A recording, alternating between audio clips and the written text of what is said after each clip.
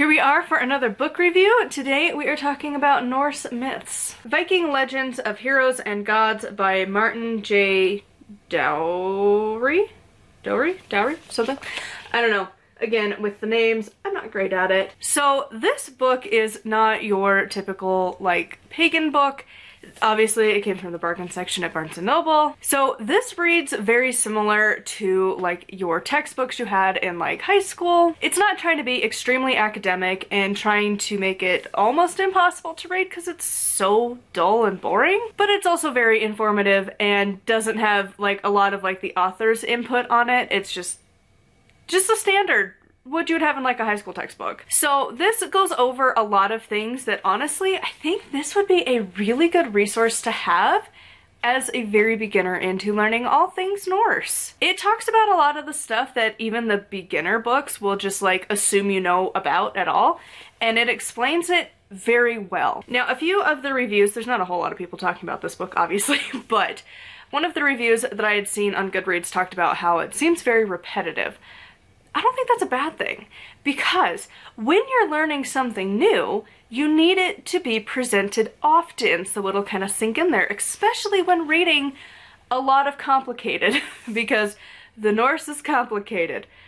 Things don't line up, the stories are not consistent, and like, it gets very twisty-turvy trying to follow along. Having repetition, having callbacks of like, hey, remember this thing? Yep. That didn't get old for me. It was actually kind of refreshing because as somebody who's still, I would consider myself a beginner in the category, it's nice to have reminders. This also explains more than just the myths and the stories. It also explains a lot of the other aspects of it. So the first part of this book talks about kind of the life and explaining that Vikings didn't really actually exist.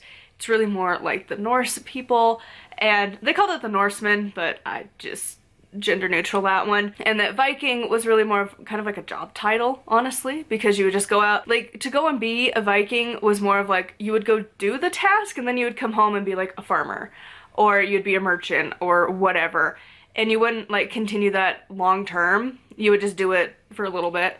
And then like that term just kind of has become like the thing of the people, when in reality it was really just the Norse. And then it also obviously goes over the myths, and it talks about them in a few different ways. It goes over the gods and the overall stories that we have, and then also talks about some of the other things, like the land spirits, for example. That section was really interesting. Also talks about like the giants and stuff like that. And then it ends tying it in with modern practices and modern knowledge of it. And that really, these stories didn't exactly go away. You can find them in a lot of places. Because even like the land spirits, for example, like even as recent as, and I'm sure there's more recent examples, but this author mentioned one from the 40s, and like there's a construction crew that were gonna go do their thing, constructioning stuff, and there's like a boulder that they were gonna have to move.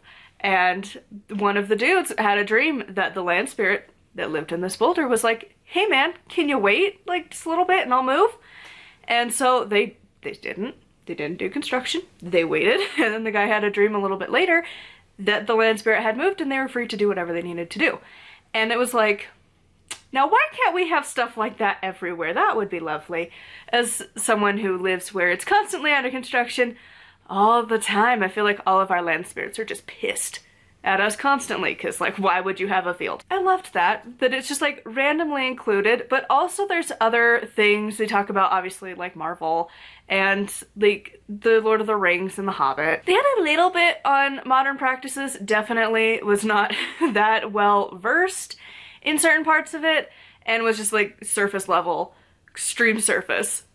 Don't even go deep at all, which is fine. That's really not what the book is about. But it was just interesting to read about, and the way he presents some stuff is interesting because like little things that you don't see a lot in the pagan books, he mentions.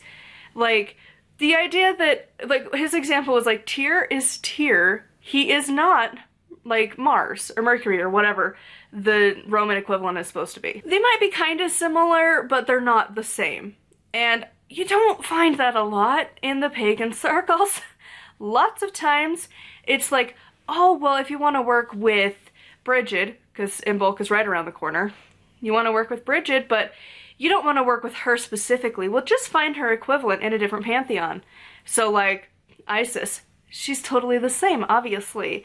Or in the Norse, probably going to be Frigg, obviously the same, and he argues otherwise, and I appreciated that because they are definitely not the same. The other thing that it really makes me question a lot, because the author doesn't have, like, at least in his description of himself at the back of the book, he doesn't seem to have, like, any, like, high-level degree or experience in this. It seems like it's just a hobby that he's been researching, which is fine. But that said, he mentioned specifically about the runes, and this is where it gets a little different of opinion, because the way he presents it, the way Jackson Crawford presents it, are very different. So basically, Jackson Crawford argues there's absolutely no evidence whatsoever the runes were anything except an alphabet, which I don't agree with. I feel like we're missing a big component to the story, because, like, why would the god of magic, and amongst other things, but he likes magic, he likes to learn that,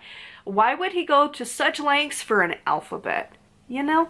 And like, there's mentions here and there that this book talks about where the runes are used in magic, but not divination. And the way he talked about divination in this book was like, oh my god, you don't do divination, that's apparent. Because his argument is that if you're doing divination, it's to learn the future, which any good reader will tell you that's like a fraction of what a reading actually is about. Most of the time, of course there's going to be occasional readers here and there that differ, but for the most part, when you do a reading, it's going to be a snapshot of where you are right now, and there might be stuff for the past, but it's still going to be viewed through the lens you're in now, and what you are ready to be handling and like where you're at mentally to process stuff. And then also, usually a reading is not going to be your full life picture. It's going to be a quick snapshot of where you are in the next like 3 months, maybe a year. Anything after that, there's so much change that's going to happen that that reading is going to be null and void fast. Even if you try to stick the course, inevitably things are going to change. Whether it's your choices or other people's choices influencing yours, things change. And he doesn't, like, know that. Like, it was one of the things where he's like, well, divination can only tell you the future, and the way that, it was just like, dude, you don't know divination, moral of the story. And so to say that, like, you can't use the runes for divination was quite hilarious, honestly, the way he described it. I'll go into that a little bit more in the extended discussion for this, because obviously I have a little bit of an extended discussion for this book. So anyways, that is going to be it for this one. I would love to hear your thoughts on this one in the comments down below. Huge thank you to my patrons. I'll have their names here on the screen. If you'd like to support me and get access to exclusive content, it is patreon.com/nightwillowcrafts. Make sure to like and subscribe. I post every single day, and until next time, thank you so much for watching, and blessed be.